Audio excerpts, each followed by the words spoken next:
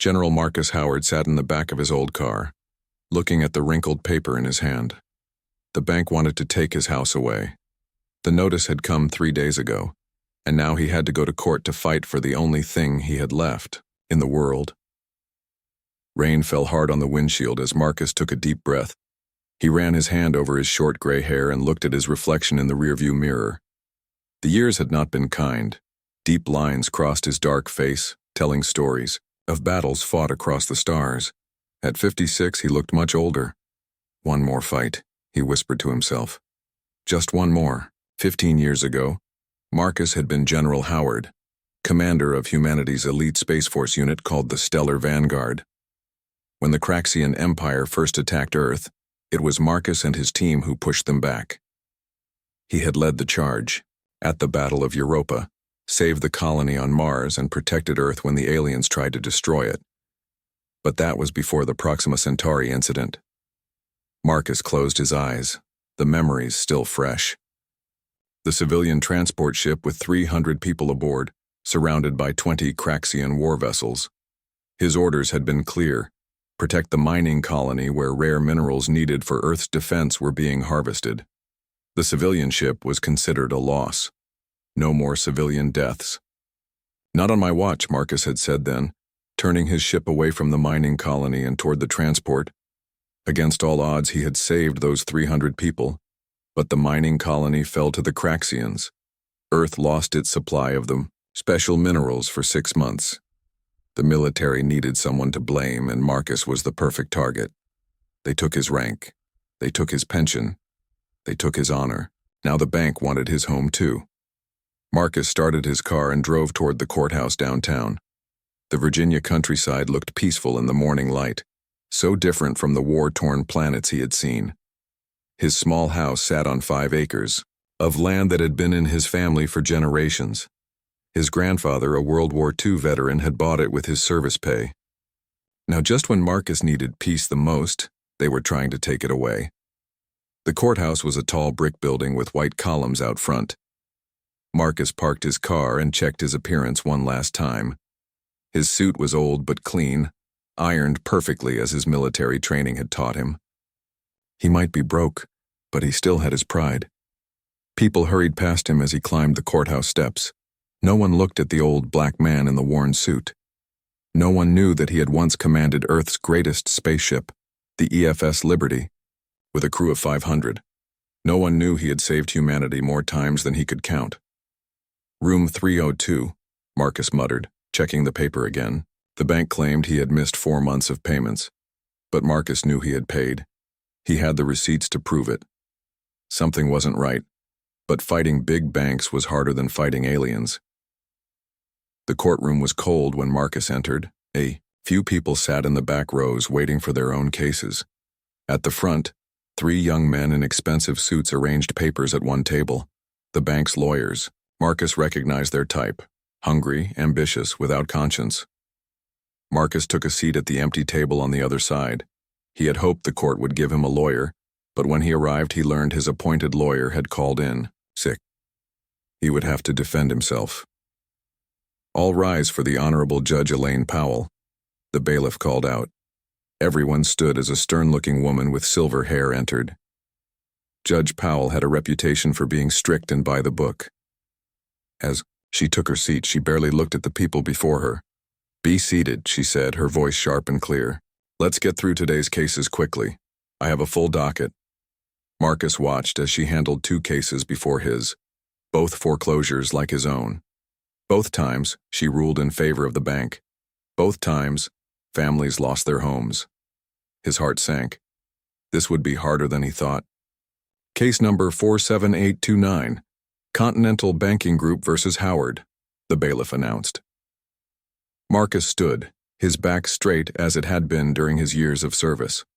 One of the bank's lawyers rose too, a smug smile on his face. "Your Honor," the lawyer began, "this is a simple case. The defendant has failed to make payments for 4 consecutive months. According to his mortgage agreement, the bank has the right to foreclose on the property. We request immediate forfeiture." Judge Powell looked at her computer screen, scrolling through documents. "Mr. Howard, Do you have legal representation today? No, Your Honor. My court-appointed attorney is not available. I will represent myself, Marcus replied, his deep voice steady despite his nerves. The judge sighed. Very well. What is your response to the bank's claims? Marcus pulled out a folder with his payment receipts. Your Honor, I have made every payment on time. I have the proof right here. The bank system lost my payments, but they refused to acknowledge their error. The bank's lawyer shook his head. Your Honor, those receipts could be for anything. Our records clearly show no payments were received. Judge Powell looked tired. Mr. Howard, even if you did make the payments without proper confirmation from the bank, it's difficult to verify your claim. Marcus felt anger rising in his chest, but he kept his voice calm. Your Honor, I have served this country for 30 years. I have never lied. These receipts show the payments were made. The judge looked at him properly for the first time. State your full name for the record, please. Marcus stood even straighter, instinct taking over as he responded the way he had thousands of times during his service. General Marcus Darius Howard, former commander of the 7th Interstellar Defense Force, Your Honor. The courtroom fell silent. Judge Powell's gavel slipped from her fingers, hitting the desk with a loud crash. Her face had gone completely white, her eyes wide with shock. General Howard? She whispered. The hero of the Nova Basin? The bank's lawyers looked confused, exchanging glances. Most people knew little about the classified battles fought in deep space. Judge Powell shouldn't have recognized his name or his service, but she did. And suddenly everything in the courtroom changed. The courtroom stayed quiet for what felt like a long time. Judge Powell stared at Marcus as if she had seen a ghost. The bank lawyers looked at each other, confused by her reaction. Did you say General Howard? Judge Powell asked, her voice now softer than before. The commander who led the defense of Earth during the first Craxian invasion? Marcus nodded once. Yes, Your Honor, though I no longer hold that rank. Judge Powell looked down at her papers, then back at Marcus. She seemed to be struggling to find words. Your Honor, one of the bank lawyers said, trying to break the odd silence. The defendant's former military service, while admirable, has no bearing on this case. He still failed to make his payments. Be quiet, Mr. Prescott. Judge Powell snapped. I'm well aware of the relevant factors in this case. She looked at Marcus again. General Howard, did you say you have receipts for these payments? Yes, Your Honor. Marcus opened his folder and pulled out 4 papers. The bailiff, I took them and handed them to the judge. Judge Powell studied the papers carefully. These appear to be in order. Mr. Prescott, how do you explain these receipts? The lead bank lawyer, Alan Prescott, walked forward and glanced at the papers. Anyone can print fake receipts, Your Honor. Our records clearly show no payments were received for 4 months. Marcus felt his hands tighten into fists. I have made every payment, Your Honor. The bank is lying. Judge Powell looked troubled. She tapped her fingers on her desk, then made a decision. This hearing is suspended until tomorrow morning. I want both parties to bring all documentation regarding these payments. Court is in recess for 10 minutes. She banged her gavel. General Howard, please come to my chambers. As people began to leave the courtroom, the bank lawyers huddled together, talking in low voices. Marcus stood alone, wondering what would happen next. The bailiff approached him. Sir, please follow me to Judge Powell's chambers. Marcus followed the man through a side door and down a long hallway. The walls were lined with pictures of past judges, all looking serious and stern. At the end of the hall, the bailiff knocked on a heavy wooden door. Enter, came Judge Powell's voice from inside. The judge's office was large but simple, with law books filling the shelves and a large desk covered with papers. Judge Powell sat behind the desk, but she was not alone. Next to her stood a young man in his early 30s, with the same gray eyes as the judge. General Howard, Judge Powell said, please have a seat. This is my son, Darius Powell. He is my clerk. Marcus sat down, confused by the private meeting. Your Honor, I'm not sure I understand why I'm here. Judge Powell took a deep breath. General Howard, 15 years ago, my son was on a civilian transport ship called the Solaris. It was returning from the research station near Proxima Centauri when it was surrounded by Craxian warships. Marcus felt a cold shock run through him. The Solaris, he whispered. 300 civilians aboard. The young man, Darius, stepped forward. I was 17 then, General. I was coming home from a science training program. We were told we would all die. The Craxians had us surrounded. They wanted the research data we were carrying. Judge Powell continued. The military had written them off. The official report said saving the mining colony was more important than 300 civilian lives. But you disobeyed orders, Darius said, his voice filled with emotion. You placed your ship, the EFS Liberty, between our transport and the Craxian fleet. You told them no more civilian casualties, not on my watch. And then you fought them off against impossible odds. Marcus remembered that day clearly. His ship had been damaged badly. 37 of his crew had died. But the Solaris had escaped with all 300 civilians safe. After that day, Darius continued, I tried to learn more about you. Most records were classified, but I found enough to know what happened next. They blamed you for losing the mining colony. They took away your rank, your pension, everything. They needed someone to blame, Marcus said quietly. The Craxians took control of that mining colony for 6 months. Earth's defense systems needed those minerals. Many people died because of my choice. Judge Powell shook her head firmly. No, General. Many people lived because of your choice, including my son. She stood up and walked to a filing cabinet. She pulled out a thick folder and placed it on her desk. For the past 3 years, I've been investigating cases of banking fraud targeting veterans, she said. Continental Banking has a pattern of losing payments, especially from former military personnel. Then they fast-track foreclosures to take properties that have become valuable. She opened the folder to show Marcus papers with lists of names and addresses. Your case isn't the only one. There are hundreds of veterans facing similar situations, but yours is special. Why? Marcus asked. Because of where your land is, Darius explained. 6 months ago, the government announced plans to build the new Space Command headquarters in your county. Land values have gone up 10 times. Your 5 acres would be worth millions now. Judge Powell nodded. And there's more. I found connections between some executives at Continental Banking and certain military officials who were involved in your discharge. Marcus leaned forward. What are you saying? I'm saying your discharge wasn't just about the Proxima Centauri incident, Judge Powell said. Someone wanted you ruined. Someone wanted your land. And they've been working on this plan for years. Marcus sat back, trying to process this information. So what happens now? Judge Powell's face became determined. Now, General Howard, we fight back. Tonight, I'm going to contact the federal prosecutor. Tomorrow in court, things will be very different. Darius put a hand on Marcus's shoulder. You saved my life, General. Now it's our turn to help you. For the first time in many years, Marcus felt something he had almost forgotten. Hope. Someone believed him. Someone was on his side. Thank you, he said simply. No, General, Judge Powell replied. Thank you for your service. All of it.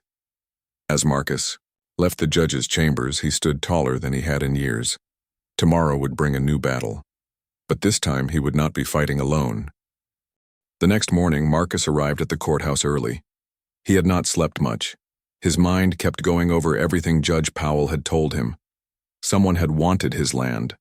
Someone had worked for years to take it from him. The thought made him angry, but he kept his feelings in check as he walked up the courthouse steps. To his surprise, a crowd had gathered outside the courthouse. Many of them wore military clothing or small pins that showed they had served in the Stellar Vanguard. When they saw Marcus, they stood straighter. Some even saluted him. General Howard, one older man said, stepping forward. Joe Martinez, sir. I served under you during the Battle of Europa. Marcus shook the man's hand. Sergeant Martinez, you were on the weapons team. The man smiled broadly, pleased that Marcus remembered him. Yes, sir. We've come to support you today. Word spread fast about what's happening to you. Marcus looked around at the gathered veterans. "How did you all know about my case?" A woman with short gray hair stepped forward. "Social media, sir. Judge Powell's son posted about it last night. He didn't give details, but he said the hero of Nova Basin was fighting for his home against the same banks that have been cheating veterans." Marcus shook his head, amazed. He'd been alone for so long that he had forgotten what it felt like to have people standing with him. Inside the courthouse, the scene was even more surprising. The courtroom was packed. Veterans filled every seat. News reporters stood along the walls with cameras and notepads. And at the bank's table, instead of just 3 lawyers, there were now 5, plus 2 men in expensive suits who looked very worried. "Those are executives from Continental Banking," a voice said beside him. Marcus turned to see Darius Powell. "They flew in last night when they heard what was happening." "What is happening?" Marcus asked. Darius smiled. "Justice, General. Finally, justice." Before Marcus could ask more questions, the bailiff called out, "All rise for the Honorable Judge Elaine Powell." The judge entered, looking serious and determined. When everyone was seated, she looked around the crowded courtroom. "Before we continue the case of Continental Banking Group versus Howard, I have several announcements," she said. "First, due to my personal connection to this case, which I disclosed yesterday, I will be recusing myself after today's proceedings." The bank lawyers looked relieved, but their relief was short-lived. "Second," Judge Powell continued, "I am referring this case and 37 similar cases to the federal prosecutor for investigation of fraud, conspiracy, and discrimination against veterans." At the back of the courtroom, several men and women in dark suits stood up.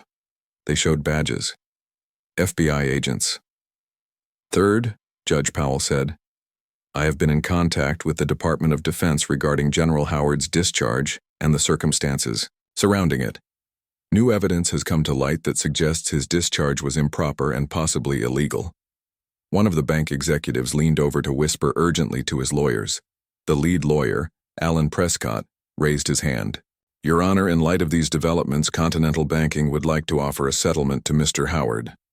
We are prepared to cancel the foreclosure proceedings and offer compensation for any inconvenience." Judge Powell's face grew stern. "It's too late for that, Mr. Prescott. The federal investigation will proceed, and I believe the appropriate way to address the defendant is General Howard." The courtroom doors opened, and a tall woman in full military uniform walked in. Her uniform showed she was an admiral. The crowd parted to let her through as she walked to the front of the courtroom. "Your Honor," the woman said. "Admiral Grace Franklin, head of Earth Space Command. I'm here on behalf of the Secretary of Defense." Judge Powell nodded. "Admiral, you may proceed." Admiral Franklin turned to face Marcus. She saluted him sharply. Marcus, acting on instinct built over 30 years, stood and returned the salute. "General Marcus Darius Howard," Admiral Franklin said formally, "I am authorized to inform you that after review of classified records and new evidence, your discharge has been determined to be improper.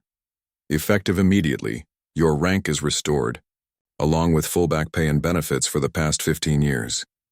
A cheer erupted from the veterans in the courtroom. Judge Powell banged her gavel for order, but she was smiling.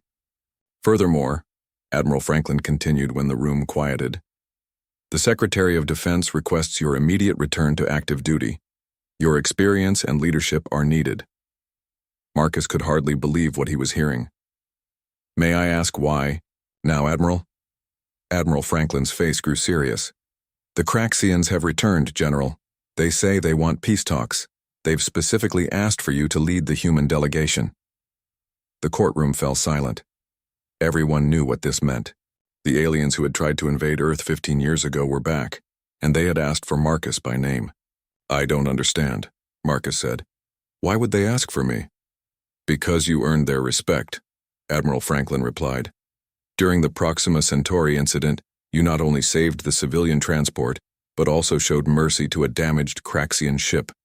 You could have destroyed it, but you let it retreat. They remember that." Marcus thought back to that day. The Craxian ship had been crippled. Destroying it would have been easy but unnecessary.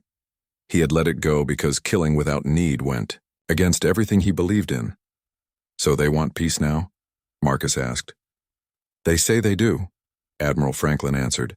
We need someone who understands them to lead these talks, someone they respect, someone who knows when to fight and when to show mercy. Marcus looked around the courtroom, at the veterans who had come to support him, at Judge Powell and her son Darius, whose life he had saved, at the bank executives who had tried to take his home. What about my case? He asked Judge Powell. She smiled. With the federal investigation and your rank restored, I think it's safe to say your home is no longer in danger, General, and those responsible will face justice. Marcus nodded. He turned back to Admiral Franklin and straightened his shoulders. When do I report for duty, Admiral?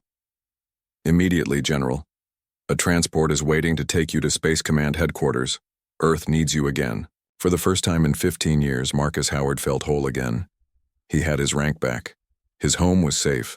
And most importantly, he had a purpose again. He would protect Earth once more, not with weapons this time, but with wisdom and courage. As he left the courtroom with Admiral Franklin, the veteran stood and saluted him. The journey that had started with a foreclosure notice was taking him back to the stars. 2 days later, Marcus stood on the bridge of Earth's newest spaceship, the EFS Redemption. The ship was larger and more advanced than the EFS Liberty he had commanded 15 years ago. Screens showed stars and planets all around them. Officers moved quickly at their stations, preparing for their mission. Marcus wore a freshly pressed uniform with his general's stars on the shoulders. It felt strange to be back in uniform after so many years as a civilian, but it also felt right, like coming home. General Howard, all systems are ready, said Lieutenant Diane Foster, the ship's second-in-command. We can leave Earth orbit whenever you give the order. Marcus nodded. Thank you, Lieutenant. Set course for the meeting point. Let's not keep the Craxians waiting. As the ship's engines powered up, Marcus thought about how quickly his life had changed. 3 days ago, he had been a broke ex-soldier, about to lose his home. Now he was commanding Earth's flagship on a peace mission that could change the future of humanity. Admiral Franklin stood beside him on the bridge. Having second thoughts, General? Marcus shook his head. No, Admiral. Just wondering why the Craxians asked for me specifically. There must be more to this than they're telling us. That's why you're here, Admiral Franklin said. You understand them better than anyone. You fought them, but you also showed them honor and mercy. They respect that. The ship moved smoothly away from Earth. On the main screen, their blue planet grew smaller behind them. Ahead lay the dark space where the Craxian ships waited near the orbit of Mars. After a few hours of travel, Lieutenant Foster called out, General, we're picking up the Craxian fleet. 5 ships holding position as agreed. Put them on screen, Marcus ordered. The Craxian ships appeared on the main viewing screen. They were dark and angular, like giant black diamonds floating in space. Each one was twice the size of the Redemption. They could have brought more ships, Admiral Franklin noted. This might be a sign of good faith. Marcus wasn't so sure. Or they want us to think that. Stay alert, but remember we're here for peace talks. No aggressive moves. As they approached the Craxian ships, a message came through. An alien face appeared on the screen. The Craxian had gray skin and 4 yellow eyes arranged in a diamond pattern on its face. It spoke in a deep, rumbling voice. General Marcus Howard, the alien said in accented English. I am Fleet Commander Drazkal. We meet again. Marcus stepped forward, surprised. We've met before? The Craxian made a sound that might have been a laugh. Yes, General, 15 years ago at what you call the Proxima Centauri incident. I commanded the ship you spared when you could have destroyed us. Marcus remembered the crippled Craxian ship retreating from the battle. That was you? It was, Drazkal confirmed. Your mercy that day was unexpected. It made me question many things about humans and about our war. That is why I asked for you specifically for these talks. Admiral Franklin looked at Marcus with new respect. This connection could be very valuable for the peace process. I'm ready to discuss peace terms, Marcus said to the Craxian commander. Shall we begin? The alien nodded. We will send a shuttle to your ship for the talks. I will bring 2 advisors. You may have the same number. Agreed, Marcus said. We'll prepare a meeting room. The screen went dark as the transmission ended. Admiral Franklin turned to Marcus. This is unexpected. You having a personal connection with their commander could be very helpful. Marcus nodded slowly. Maybe. But I still don't fully trust their intentions. Why now, after 15 years? What's changed? Perhaps we'll find out during the talks, Admiral Franklin suggested. An hour later, Marcus waited in the ship's main conference room with Admiral Franklin and Dr. Helen Rivera, Earth's top expert on Craxian culture and language. The room had been prepared with chairs that could accommodate both human and Craxian body shapes. The door opened, and Lieutenant Foster entered.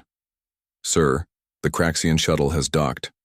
Commander Drazikal and his advisors are on their way. Thank for you, Lieutenant, Marcus said. Stay alert, but make sure all crew members maintain a peaceful stance. No weapons visible. A few minutes later, the door opened again. 3 Craxians entered the room. They were tall beings, nearly 7 feet in height, with gray skin and 4 yellow eyes. They wore dark uniforms with symbols that Marcus guessed showed their rank and position. Commander Drazikal stepped forward. In person, he was even more impressive than on the screen. He extended a 4-fingered hand toward Marcus in a gesture that showed he understood human customs. General Howard, it is good to meet you face to face. Marcus shook the alien's hand. It felt cool and rough like leather. Commander Drazikal, welcome aboard the Redemption. They all sat down at the large table. One of the Craxian advisors placed a device in the center that projected a holographic star map showing both Earth and Craxian territories. Let us begin, Drazikal said. Much has changed since our last war. My people have faced new threats from beyond our known space. We need allies, not enemies. What kind of threats? Admiral Franklin asked. A species you have not yet encountered, the Craxian commander explained. They call themselves the Vorn. They are conquerors who destroy all in their path. They attacked our outer colonies 3 years ago. We have been fighting them since then, but we are losing ground. Marcus studied the star map, where red markers showed the advance of these new aliens. And you think they will come for Earth next? We know. They will, Drazikal said grimly. The Vorn seek all habitable worlds. Once they finish with our territories, yours will be next. So you're proposing an alliance? Marcus asked. After 15 years of Cold War between our peoples? The Craxian commander nodded. Yes. It is the only way either of our species will survive. Marcus leaned back in his chair, thinking. This changed everything. The peace talks were not just about ending hostilities between humans and Craxians. They were about forming an alliance against a greater threat. We will need proof of these Vorn, Admiral Franklin said, and details about their capabilities, their weaknesses. We have brought all that information, one of the Craxian advisors said, placing a data device on the table.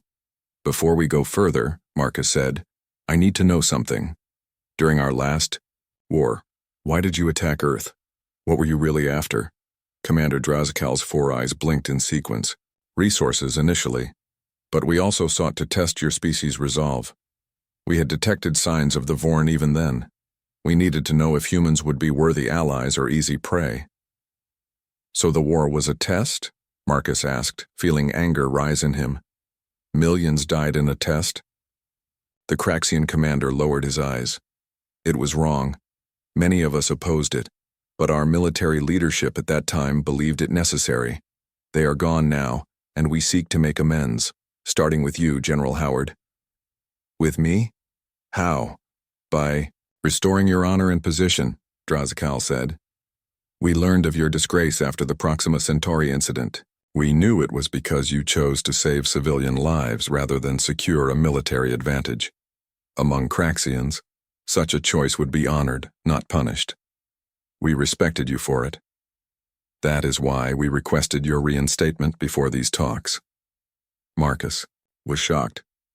You're saying the Craxians requested my reinstatement? Admiral Franklin nodded.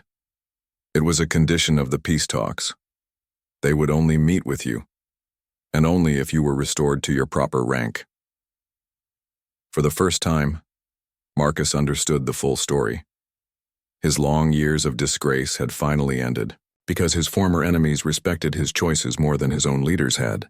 "Let's get down to business," Marcus said, his voice firm.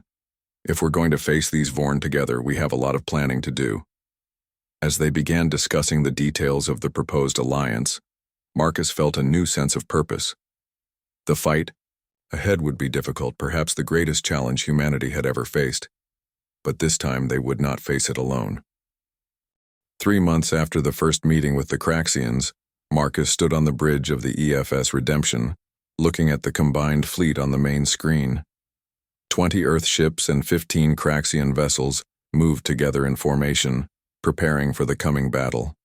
The alliance that had seemed impossible just a few months ago was now a reality. "Fleet status report," Marcus asked Lieutenant Foster, who now served as his chief of operations. "All ships ready, General," she replied. "Earth forces at full combat. Readiness. Craxian fleet reports the same." Marcus nodded.